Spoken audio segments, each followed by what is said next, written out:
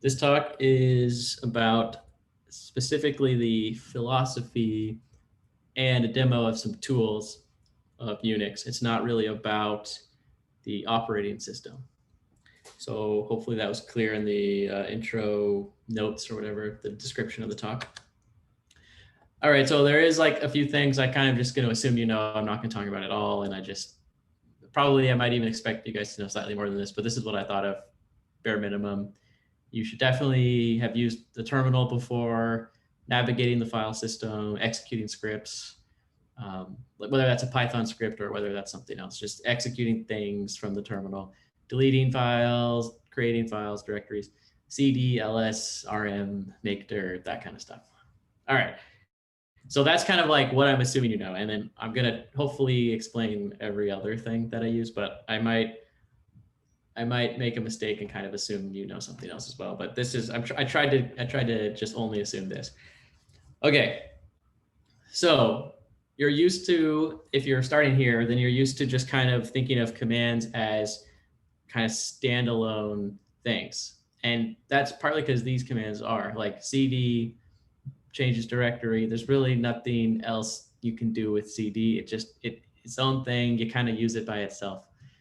But what this talk is going to be more about is how to use the more advanced commands, which are actually more about combining things together.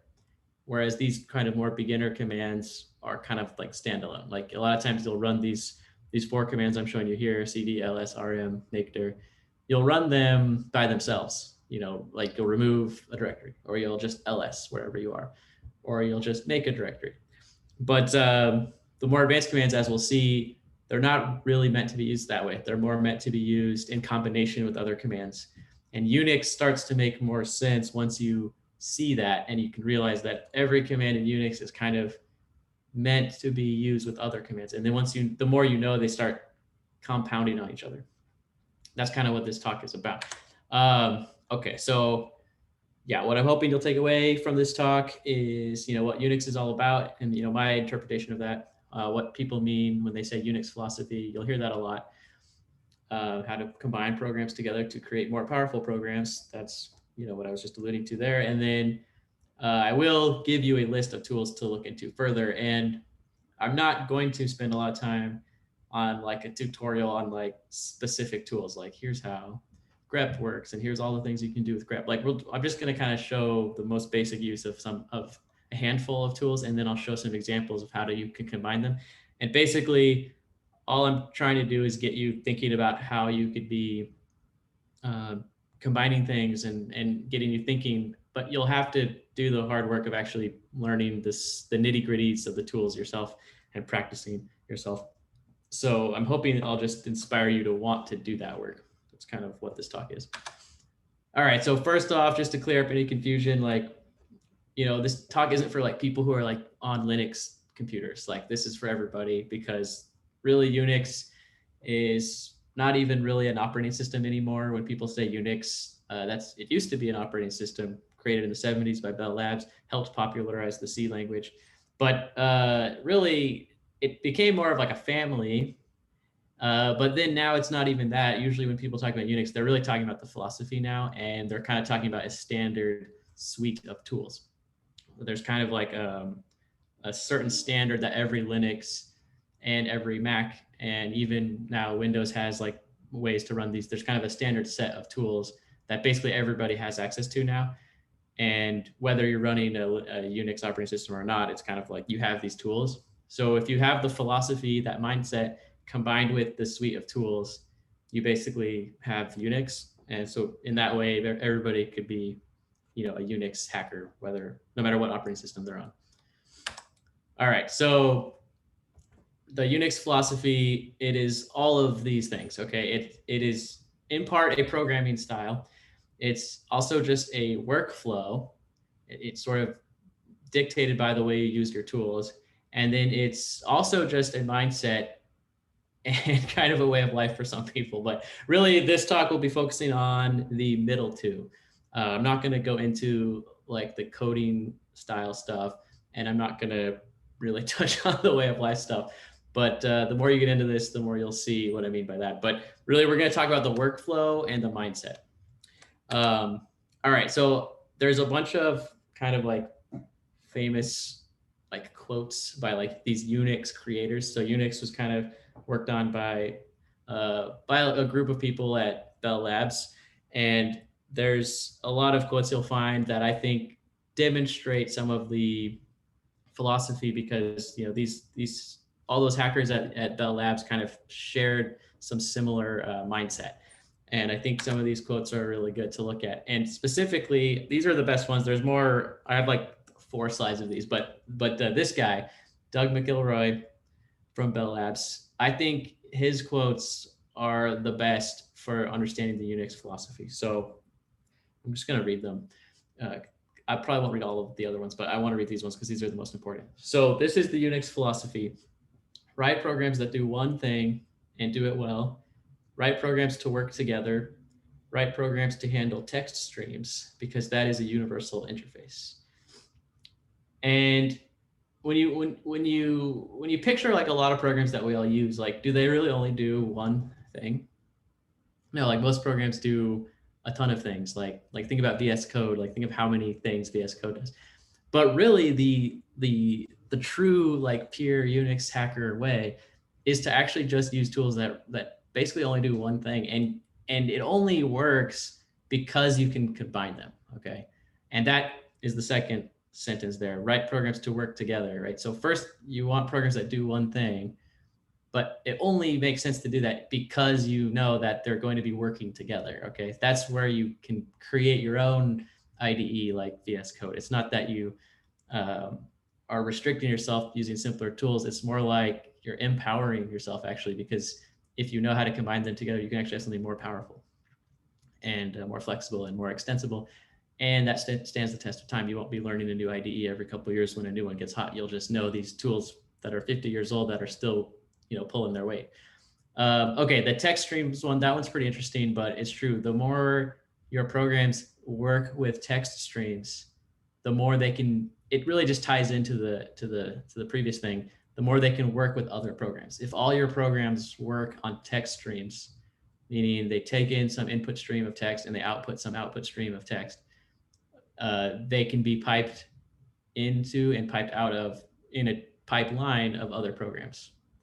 They're just like a piece that you can just stick into a pipeline, and that's pretty important. Okay, the bottom quote, I think, is just tying into what we've already talked about. Expect the output of every program to become the input to another. So you just, as you're writing your code, you should just be thinking of that. Like, can this program be easily, put in place in a pipeline? Does it output stuff that could be the input of something else? Or am I just printing out tons of random stuff that's not going to be helpful, right? So think about that. And how are you printing it out? Are you printing it in a way that another program could consume? All right. Oh yeah, actually the last sentence there is really important. Don't insist on interactive input. That's the last sentence of the last quote there. So a big problem, a critique I have of the curriculum at Code Guild is all of the labs at the beginning of the first course prompt the user for input, but that's really bad. Like, that totally breaks the idea of using your programs as part of scripts that combine multiple other programs together. If it should take in input from a text stream, the standard input text stream, it shouldn't prompt the user for the input. And we'll see that at the end of this talk. I'm going to refactor the rotate cipher, the Caesar cipher. It's one of the labs. I don't know if you guys did it, but I'm going to refactor it to take in its input from the input stream instead of prompting the user for input. And I'll show you why that works and why that makes it able to be part of a pipeline, whereas the original wasn't. So it's a big deal, I think. So really think about that one. All right. This guy, Rob Pike, also worked at Bell Labs. He works at Google now. He created the Go programming language, so he's a big deal. But he's an old school Unix guy, so he has a lot of Unix thoughts, and I think his quotes here are oft-cited as basically it can be summed up as like, don't prematurely optimize and just keep things super simple. But really, and this is demonstrating the Unix philosophy, right? Like Unix really is all about keeping things like extremely simple. Like these guys seem like they're geniuses sometimes, but then at the same time, they're like aggressively simple with even if you look at the Go language, actually, it's extremely simple, and it's Rob Pike, I think, embodies that philosophy really well. It's just don't overcomplicate things, even if it seems more powerful. Actually, just keep things more simple, and that will enable it to be more extensible later. It'll make it easier to debug, easier to work with. But I really like the bottom quote. If you choose the right data structures, the algorithms will be more obvious. And it's really that data structures are more central to programming than algorithms. And I actually agree with that. If you, this is kind of getting outside of this talk, to be honest, but if you learn about how to do those like whiteboarding interviews, you'll see that it's like the learning the data structures is more important than learning the algorithms, like learning about trees, linked lists, graphs, stacks, queues, etc. That's all more important than learning like sorting algorithms or learning that kind of stuff. So I don't know. That quote really stuck out to me. So Unix is partly about choosing the philosophy of Unix is partly about avoiding fancy algorithms, choose simple algorithms, and just choose the right data structures. All right. Ken Thompson, another Unix guy, he created the grep command. That's one of the things he's famous for. We'll see grep later today. And I think this just kind of going hand in hand with what Rob Pike was saying about avoiding being fancy and just do what's like easier and simpler.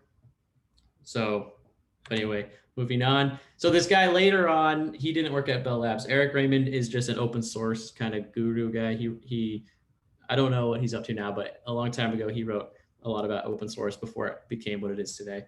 But he studied the Unix hackers and kind of pulled out these rules, just sort of distilled into these rules. So there's a few slides of this, but I don't really want to go over all of them, but I think there's a couple that I want to highlight. So modularity and composition. Composition is, the one that I've been really hammering on so far, and I'm going to continue to hammer on, which is programs should be designed, in mind. They should be thought of as they're going to be connected with other programs. Just start with that up front. Some other ones that are really important is, I think, like one thing you'll see in a lot of Unix commands is the rule of silence, which is kind of an interesting one. It basically, like, you'll see a lot of times if a command just does what it's supposed to do with no problems, it doesn't like output information about it like working. It really only outputs information about it not working.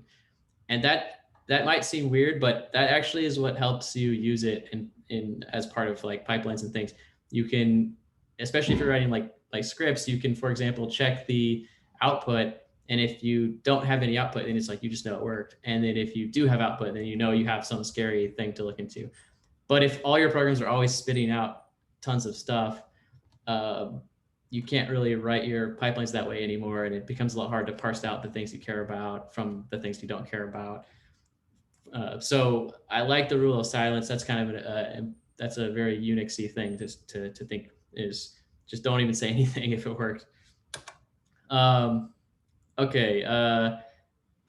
Rule of repair is kind of a similar thing. When something has to fail, just be noisy about it, right? So when combined with the rule of silence, that means kind of the flip side of that is like when things go wrong, you need to be noisy.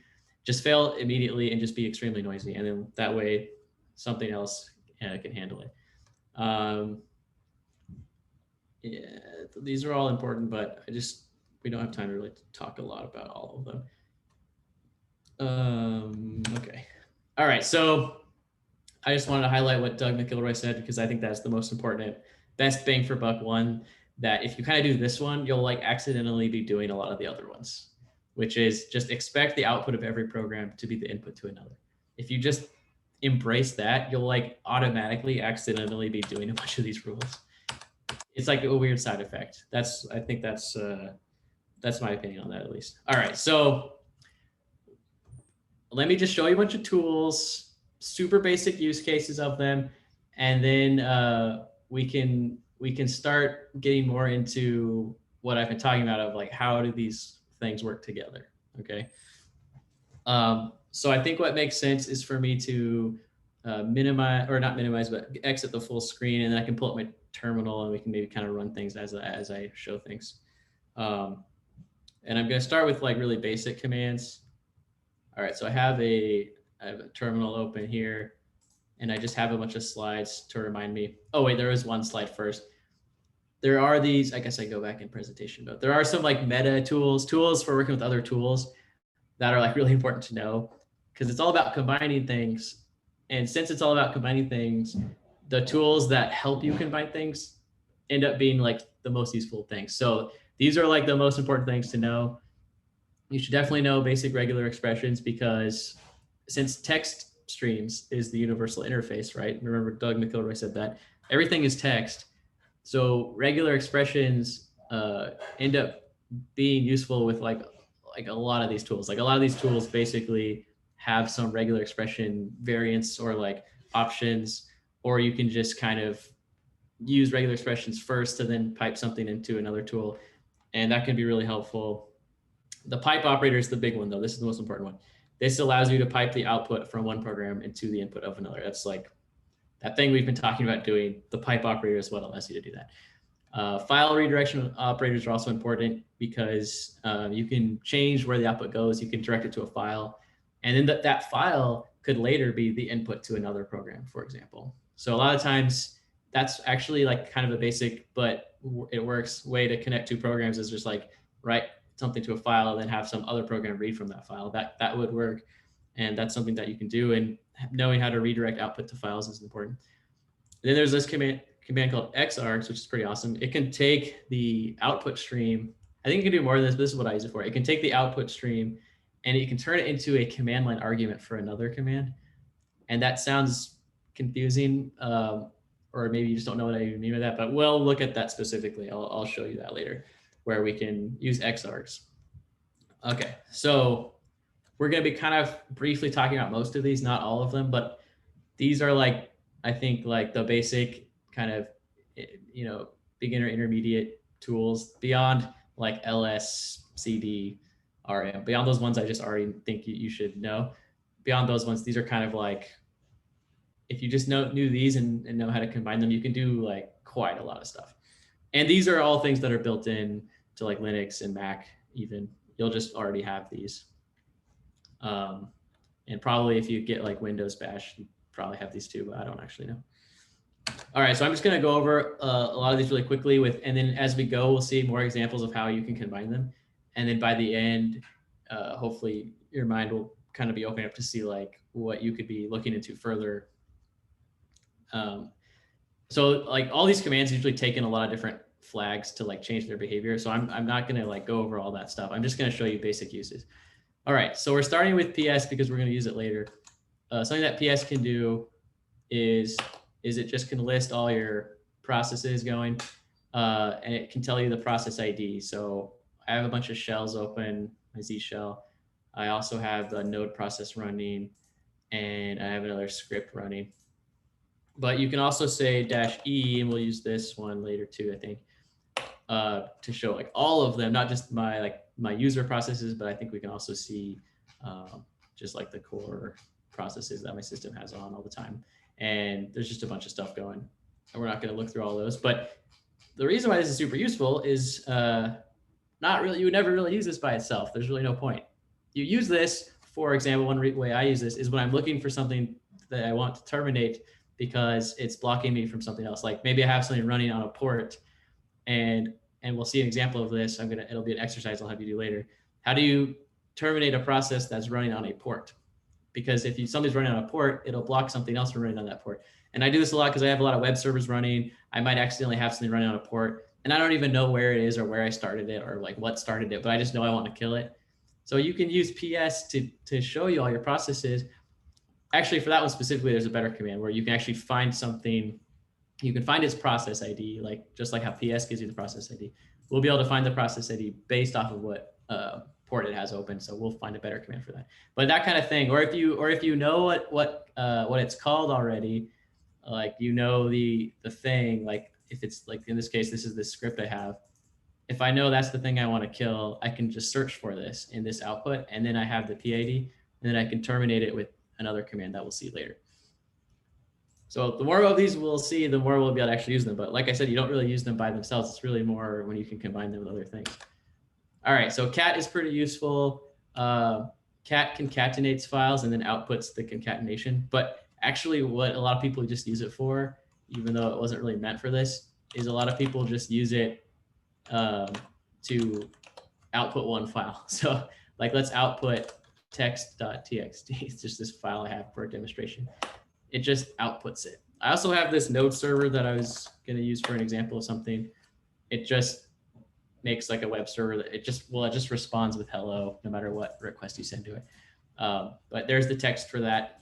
So cat just prints the output of a file, but you can actually concatenate two files together, which is sometimes useful. So here we see the hello .txt text concatenated with this. Sometimes it's useful to concatenate files and then pipe them all into something else. But like I said, a lot of times people just use it to like quickly see what a file looks like. So they'll just use it on a single file. And we'll actually probably do that pretty soon here. All right, so word count. All right, so word count counts words, lines, characters. If we run word count on hello, why does that keep doing that? I thought I had no, it's text. I thought it was called hello.txt. It's called text.txt. We see as, I believe this is 2 lines, 2 lines, 9 words, and 39 characters. But you can pass it an argument. So let's do -L to just get the lines. Yeah, it says 2. All right, once again, this command, like, why would you use this? Unless you're like writing an essay and you're just like, what's the word count? You can run word count. But once again, you would be surprised. This could come in handy when we combine it with other things. And we'll see an example of that later. I can't really show any examples yet because we haven't learned enough things, but pretty soon we'll have a handful of commands and then we'll be able to start using them. All right, so next is head and tail. It's kind of like, well, it just prints out the first n line. So if I said like head -n2, that's saying like 2 lines of like, let's do the node server. So the first 2 lines. So this is just an empty line, and then this is that first line. It requires the HTTP module. Once again, doesn't really seem that useful, but it will be. But tail is the same. Tail just gets you the last 2, or the last n. So we could say I want the last 3 lines of node server. There's the last 3 lines. Okay. grep is pretty useful.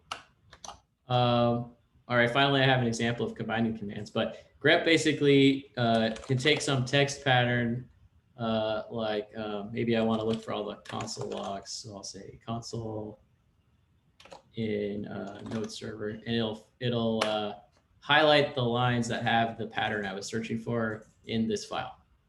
So it's kind of like a search. It searches for lines that match, that have this pattern in it. And this can be arbitrary. Like you can have a fancy regular expression here to really search for something very interesting. But a basic usage is just to like type some word and then you'll just like see everything that has that word in it. So once again, if we cat node server, we see the whole thing. So by grepping it, we just got this bottom line. That's the only line that had the word console. So here's an interesting example. We saw PS earlier, lists all my processes. PS-E lists like all the processes, not just like my user created ones. Well, so let's use that. Let's PS-E to list all processes. Pipe that, that's the pipe operator. Pipe the output of PS into the input of grep. So now I can search for node. Okay, so here's all the things that have the word node in it. And okay, and then at the very beginning of the line, it tells me the process ID. So apparently Visual Studio Code is open somewhere and it has some theme that has a flag node integration.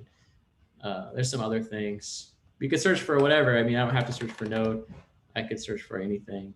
I don't really know what else to search for, but the idea is you can, it's once again, it's like by combining commands, you can start to do more useful things. All right, let's go on to the next one. All right, awk is pretty awesome. It's kind of like a whole language, but I actually mainly just use it for extracting the columns of stuff. I have written like bigger awk scripts, but I always just forget how the language works, and I mainly just know how to extract columns with it. So let's use PS because we've used PS already. So we kind of seen PS because it has columns. So process ID, like time, command, other stuff. So let's see how we can extract using awk, and then we can just use awk to print something, and we want to print the first column. So $1 means the first column. So we're piping the output of PS, which is basically this. We're piping this into awk, and we're telling awk to print the first column. Okay, so that's pretty useful because a lot of the times the output of one command is column based, and you really only care about though maybe one of the columns. You know, like specifically in this case, I might care about the process ID. Okay, or maybe I care about the command. I don't know, but awk is comes up a lot. It's pretty easy to do something like this. Just change $ something else to print that column. Okay. Xargs. All right, xargs, it reads from standard input, and then it passes standard in though as an argument to a command.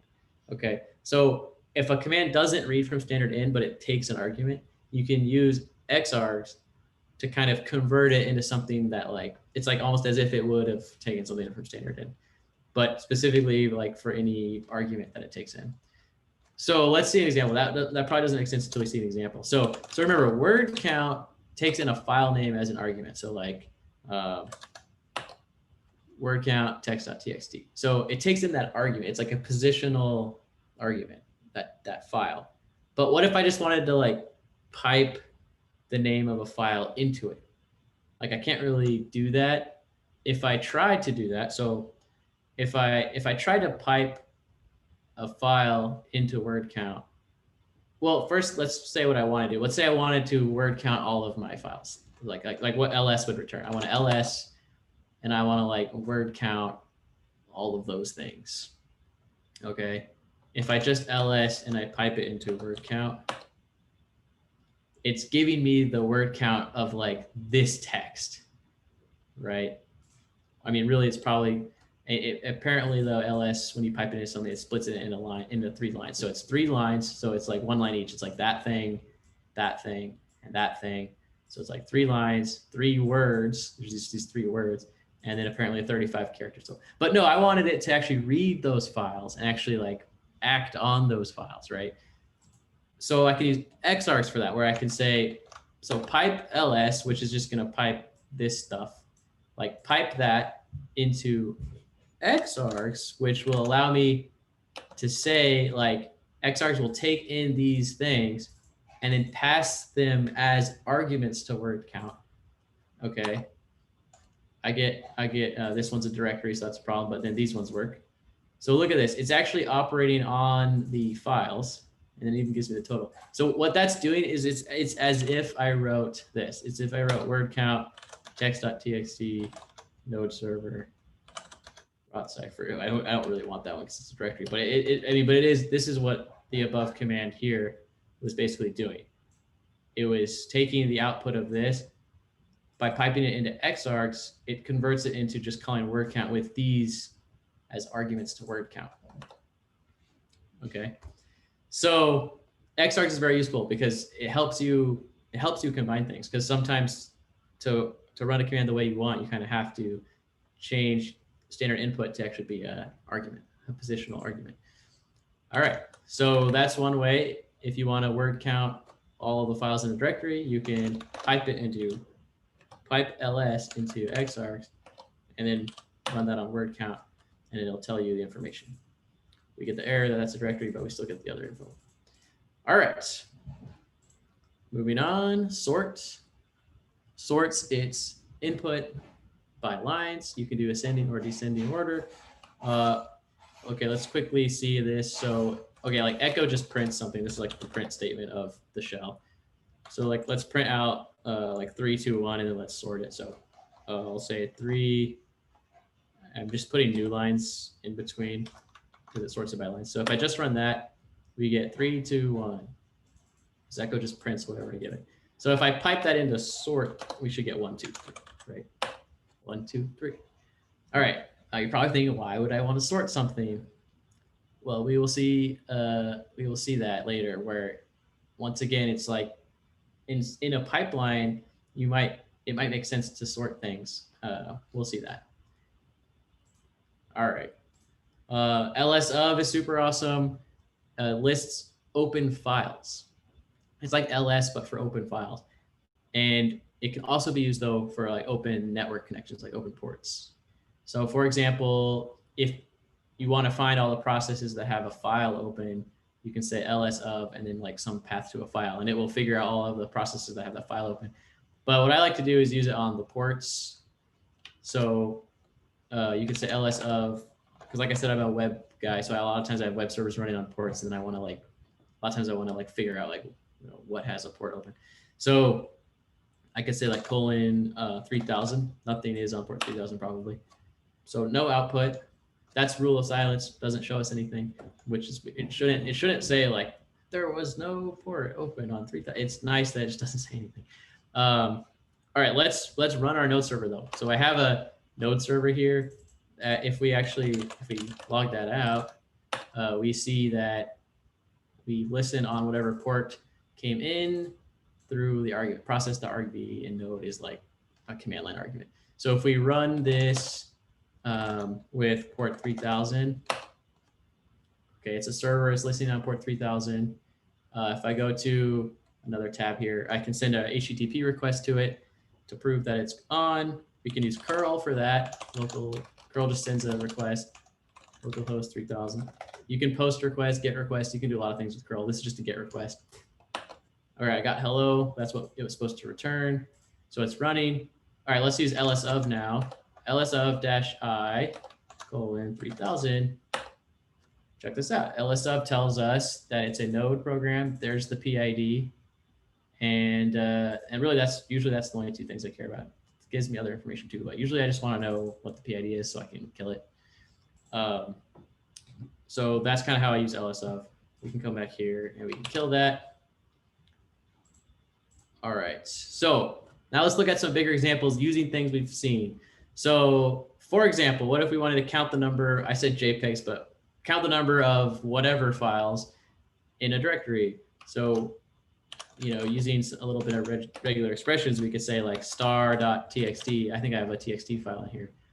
Pipe that into word count -l 1. So there is one txt file. So that's kind of where word count comes in. Again, it's like you don't usually use it on a specific file to just be like, you don't actually care how many words are in a file usually.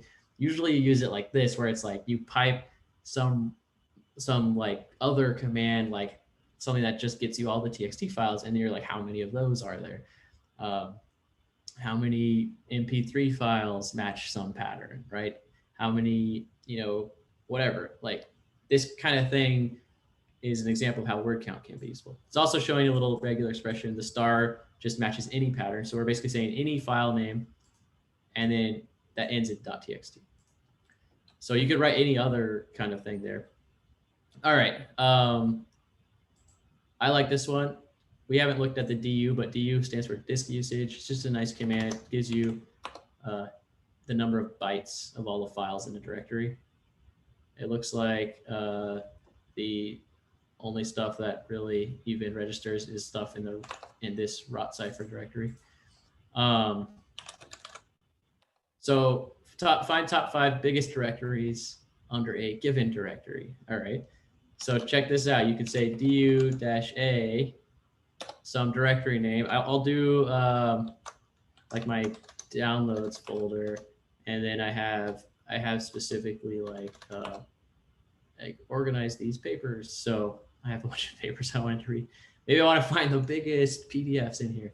So I can do that, but I want to find the top 5 biggest ones. So I need to sort them. So I'll pipe that into that sort command that we saw.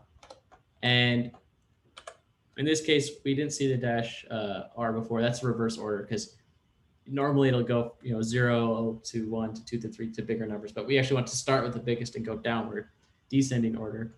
So R is like reverse.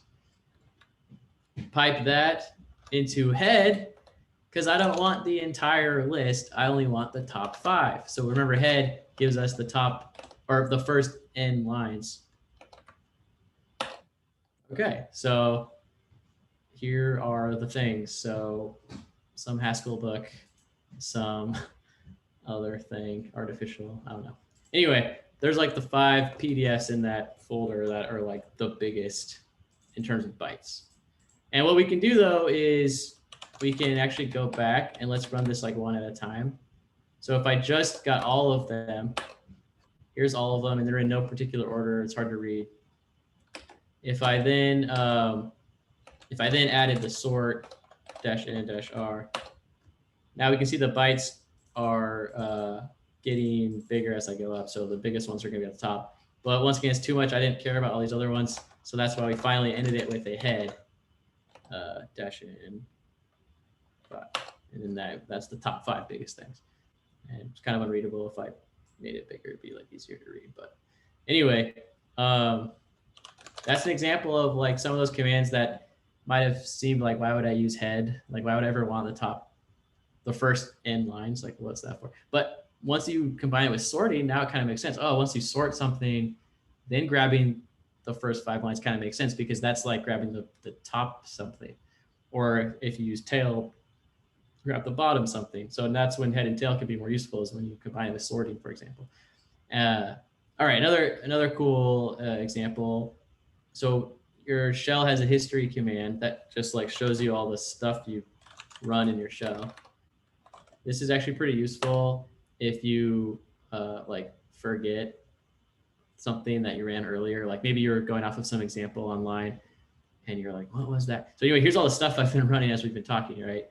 Like there's me running word count on these files, and there's ps-e. So history is pretty useful if you, maybe on Stack Overflow, you copied some useful script and then later you figure out what it was. You could maybe find it by searching your history. All right, so what if I wanted to find the most used commands that I type in? Okay, well, let's type in history again, actually, to see kind of what that looks like.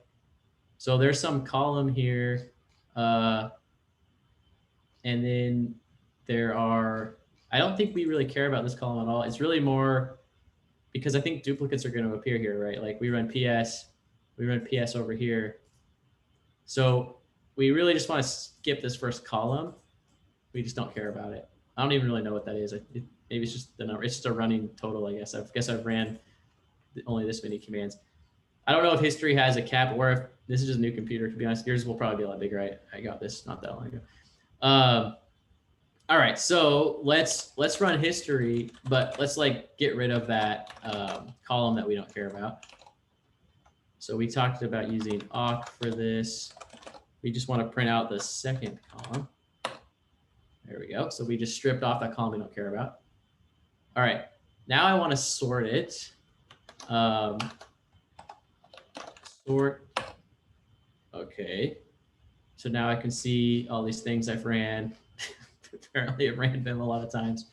Now I want to, we didn't talk about this command, but it doesn't really matter. I want to get the unique entries, or not get the unique entries, but like turn it into a unique list. So there's only one of each thing with the number of times. So apparently I have ran SQLite 4 times, and I have ran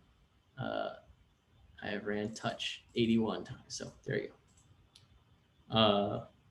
Okay, now let's add on to that. Pipe the output of unique into sort. So I want to sort again. Once again, I want the descending. I want the biggest things up top. So sort -n r. All right, here's stuff I've only ran once. And it goes up and up and up and up. All right, pipe it into head. Okay, to get the things at the top of the list, the things I've ran the most times. So -n, let's get the top 10. All right, so I have an alias for ls called L, because I'm too lazy to type 2 letters. I only want to type 1. So L just does what ls does. And as you can see, that is my most used command by far, is that. I also use cd and clear quite a lot. Here's an alias I have for get. That's get status. and then I run Vim, and obviously I run Python a lot. Anyway, probably if I used to teach the JavaScript class but that was on my old computer. If I would have been on that computer, probably like Node would be replacing Python. And then I do a lot of Docker stuff at work. All right, so run this on your own computer. See what you guys see what your most used commands are. Maybe that'll give you ideas for what to make an alias out of. All right, anyway, that's a cool, like, bigger example. But anyway, all these specific examples, it's not like I find myself like specifically running this command all the time. I mean, I don't. I only put this together for this talk, to be honest. It's just, I'm just trying to show you how all those commands we learned earlier, they're not all like useless, even though they might sound like it, because they just do like one like super simple thing. And you're like, why would head be useful, right? I feel like when I first heard about head years and years ago, I remember just thinking like, why would I ever use that command? But here we are using it in a cool way. So just think about this stuff and try to think of ways when you're doing your programming to figure out how to combine some of these commands together in interesting ways. All right, so I have a little problem, but I'm totally running out of time, so I'm not actually going to give you time to do it. I'll just let you think about it for a second. So based off of stuff we've seen, how would you terminate the process running on port 3000? Like, like you want that, you want to run something on 3000, but there's already some other process running on port 3000, and you just want to kill it. You don't even know what it is. You just want to kill it, but you don't know what the PID is, so you can't run the kill command. The kill command, by the way, kills any process. So if we run PS, if I said like kill that process ID, I don't want to actually do it, but that would just terminate whatever this process is. So I basically want to do that. I want to like kill some process number, but I don't know what the number is. I don't know what the PID is, but I know it's something running on port 3000. Okay, so I was going to give you guys time to more time to think about how to do that, but I have more stuff I want to talk about, so I have to go fast. So here's the hints. Use lsof, list open files with the port command option to list the process running on the port. So we would do 3000. You can use awk to get the column that has the PID. You could use tail or head, either one, to strip off the header, so you just have like the entry that you care about. And then you can use xargs with kill to terminate the process, because kill takes in a command line argument. It doesn't read from standard in, so you have to use xargs to convert standard in to be a command line argument. So we'll see that here. That's the final solution. So you lsof-i:3000, so list all things on this port. It'll just be this one process. We pipe it into awk to get the column that we care about. So if I run that node server again, okay. Oh, I need to give it a port. Okay, so the node server is running. If I run lsof-i:3000, we can see that the PID is column 2. So we would want to pipe that into awk. Just use awk how we've seen it before. Print column 2. That gives us that. We could pipe that into tail. Why not tail instead of head? Just because we kind of know it's the bottom line. That gives us just the PID. We would just pipe it into kill, but kill doesn't read from standard in. Kill takes in the thing as an argument. So we actually have to pipe it into xargs to convert it into a command line argument for kill. Boom. Go over here. Look, it was terminated. So there we go. That was the solution to the problem of terminate the process running on port, whatever. Okay.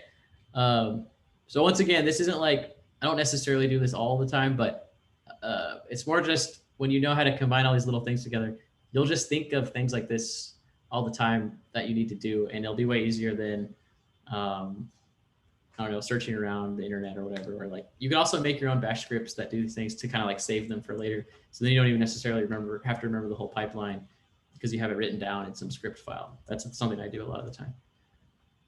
All right, I was gonna talk about why GUIs kind of suck. I'll go really quick.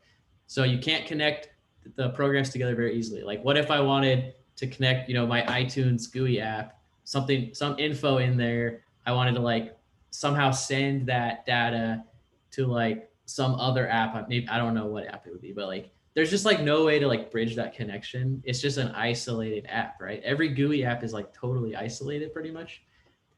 Whereas these command line programs, they all just output text, they input text. So you can just combine them together like so easily. But GUI apps are just like, you just have no chance of getting them to work together. So it breaks that whole rule of like writing these simple programs that can be combined with other programs. And then that combination is what gives you something interesting. GUIs are like destroying that whole idea, which is like, it's kind of sucks because it's like, you would think we would be empowered to do more, but really we have less power when we use these C apps and GUIs. Unless you're working with Smalltalk case, the Smalltalk system was like one of the first GUI systems written in the 80s by the guy who invented object-oriented programming. He devised the Smalltalk system where you could actually connect GUI apps together. You could draw connections from the data of any piece of any GUI app. You could like put it somewhere else, which is awesome, but we definitely like don't have that in modern apps. So unless you're running Smalltalk, you basically are limiting yourself by choosing these GUIs. You cannot script GUIs as easily. Whenever you figure out pipelines on the command line that you like, you can always just write them down in a bash script file, and now you can execute it later. And you can basically just write automations for anything that you do, but you can't really easily always. I mean, I know it's possible, but you can't really easily automate a lot of GUI apps. And then lastly, there's this idea of like, at least in my experience, like, I don't know how long you guys have been programming, but I've like been through multiple IDEs. It's like everyone's on Sublime Text, cool. And it's like, all right, now everybody's using Atom. Okay, now everybody's using Visual Studio Code. Now everybody's using something else, right? And it's like, you always just like switch apps as like, because apps just like die and then new ones come on, and you kind of have to relearn things or like reconfigure them. But like all of those core Unix commands that I learned so long ago, I have not had to relearn any of them. I just keep learning more, and I keep thinking of new ways to combine them, but I never have to relearn them because they just never die. It's like they've just been around and they continue to exist. And I think it's because they just do one thing. So there's no reason, like nothing can ever replace it because it just does one super simple thing, like sort. How can you make a better sort? All it does is it sorts things. There's no way to improve that. It just, all it's supposed to do is sort, and that's what it does. So it won't really be replaced. Whereas these GUI apps, because they're trying to do so much, they keep getting replaced with more like minimal, like cleaner versions, but then those get bloated over time as you add a bunch of extensions anyway, and then that will get replaced with something else. And it's just like, I see it as like a hamster wheel where it's like you're not really making progress in a way, in my opinion. Whereas when you learn these command line tools, the more you learn, you just actually have more tools in your toolbox. Whereas the more of those like IDE GUI apps you learn, it's like at some point it's not going to work anymore, and you have to learn a different thing. Like I really like curl, that command we saw earlier to like query some or send like an HTTP request to something on some port, right? I don't have the server running anymore, but I used to use this app. They have lots of apps like this, but I forgot what it was called. But a long time ago, I used like a GUI app that basically just does what curl does. And then it like didn't work on my operating system when I updated my operating system anymore. And I was like, damn it. And then I had to find like a different one. And it basically did the same thing, but it just worked a little differently. And the UI was just different. And it was just kind of annoying. I was like, whereas curl, it's like curl will always work. Like curl is on every, I didn't even have to install it. It just came on my computer. It's on every Unix like, operating system, and it's never gonna go out of style. At least I don't think it will. So it's just, I think, just get off the hamster wheel, in my opinion. Just learn these more foundational things that have just been around for like literally 50 plus years. Some of these things, obviously not curl, but because the web isn't that old, but some of these things have been around for a really long time, and they pay off dividends. Okay, super quick. Unix basically is the IDE. If I didn't make that kind of clear, it's these collection of tools and just working in the Unix environment with the Unix mindset. That is an IDE when you really think about it. It was, and Unix was made, for programmers. It was programmers made it for themselves so they could have a more productive work environment. It was an IDE, like Unix is an IDE. So it's kind of, once you kind of like see Unix as an IDE and not as like just like a general operating system, that's kind of helps get into the headspace that we're in here. Okay, I don't really have a lot of time because I wanted to do this Python example, but in like Vim or other text editors, you can actually run these commands on your text. I'll do it really quick. So you basically, like, some of these more Unix like text editors integrate Unix commands in a way that's really cool. So like really quickly, I'm gonna open up Vim. So I'm gonna say like hello blah blah blah. All right, and then what if I wanted to select these? Okay, so I'm selecting them, and now check out the very bottom line. I'm gonna say I want to run the sort command on that selection. Boom, it just sorted that selection. So with Vim, you can select something and then pipe that text into any arbitrary command. So I didn't have to write sort there. That's just the one I thought of. But all that pipeline stuff we learned, you can just do that. You can just run arbitrary shell commands on a text selection in Vim. It'll pipe it in, and then it'll change your buffer to be the output. So if I undo that, so we can see like hello is here. I'll do it something that starts with the letter A, so we can see that will come to the top. So let's do it again. I'm gonna highlight it. Okay, now at the bottom you can see the command I'm entering. I'm saying I want to run the sort command, and this is not a Vim command. This is a shell command. Okay, that's what I want you guys to realize. Like, this isn't, I didn't have to like learn this Vim thing. This is a shell thing. I'm running just an arbitrary shell command, but Vim has the ability to pipe my text selection into a arbitrary shell command. I'm going to pipe in a sort. Look, now A, B, H, L, Q, it's in alphabetical order because that's what sort does. But what if you wanted to transform some text selection in some other way? You have the power of your shell, and that's why these more Unix-like editors are more Unix-like. It's not that they are Unix-y because you run them from the terminal. I think some people think Vim is like a Unix editor because you run it from the terminal. Therefore, it's Unix philosophy. No, that doesn't make sense. It doesn't matter if you ran it from the terminal or not. The point is, it's Unix philosophy because all Vim is helping you do is edit text, and it doesn't try to do anything else. Everything else you do, you would be running other commands, and it's not trying to do everything the way an IDE does. And you can integrate the shell commands you already know that come with Unix. You can kind of pull them into Vim instead of Vim having its own menus with its own slightly different things that kind of do the same thing. Like, I could just run grep on this, for example, and find the lines that match a pattern or whatever.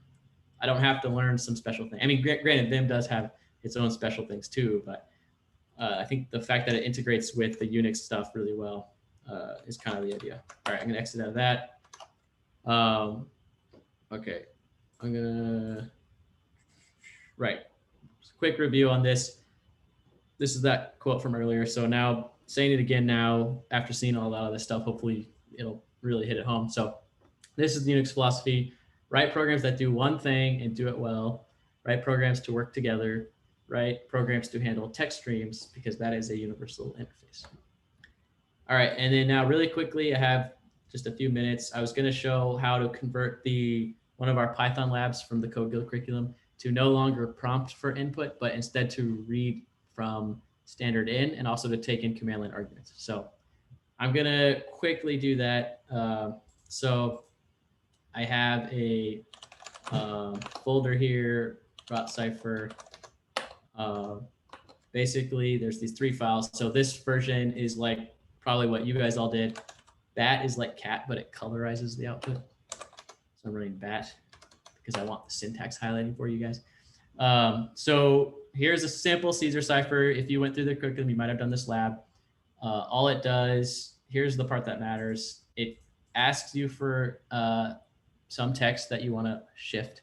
It then asks you for the amount to shift by, and then it runs the shift function, which does the shifting on the text by the amount you wanted to shift by. Super quick. I will run that.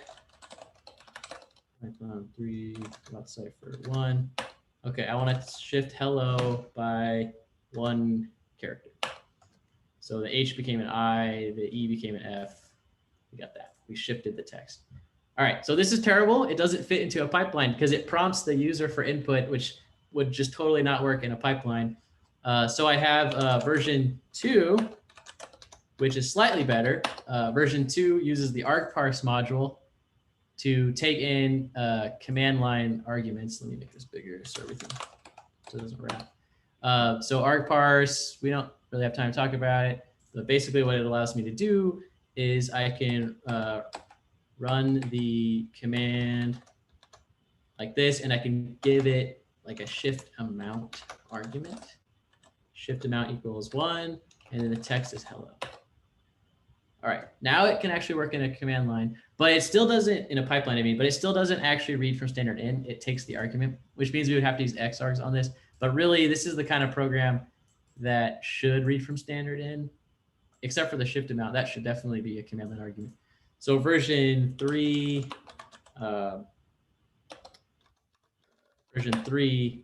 uses argparse for the shift amount, but it uses the sys module to read from standard in. So this is the ultimate version because it does everything I wanted, where I can actually now, so here we see, you have to say like for line and sys.standard in. So we're reading from standard in, and we're just shifting all of the lines. We have to strip off a new line because it'll end up adding a new line. But anyway, and then we still use the argparse module for the shift amount. So now I can finally say Python 3, rot cypher 3 -- shift, was it shift amount, like that? Kind of a weird thing. Shift amount equals 1. And now let me actually scroll to the beginning because I forgot. I can pipe something into that. How about let's cat the, what was that called? Do I have my, let's cat the source from rot cypher 1 and pipe that into this command, and it'll shift all that text by 1. There you go. So we just made the rot cipher much more Unix philosophy. You know what I mean? Unix-y. We made it more Unix-y. And I think all your programs should be that way. So try to think about what I'm talking about. And then you can, if you write your programs that way, it'll allow you to just use them with all these Unix tools that you hopefully will be learning about as well. So it's not just that you learn the Unix tools, it's also that you start writing your own programs to be a part of this whole thing. Okay, because if you write your programs in a totally different way, they're not going to fit with the Unix philosophy tools. So you have to kind of adapt, and then you'll see that your programs will be much more extensible, much more scriptable, much more easily combined with other things. And yeah, it's going to be awesome. So, all right, that's it. That's it. I got to head out to my next class. I honestly don't even have time for questions because I got to go. Thank you, everybody. Hope you enjoyed that.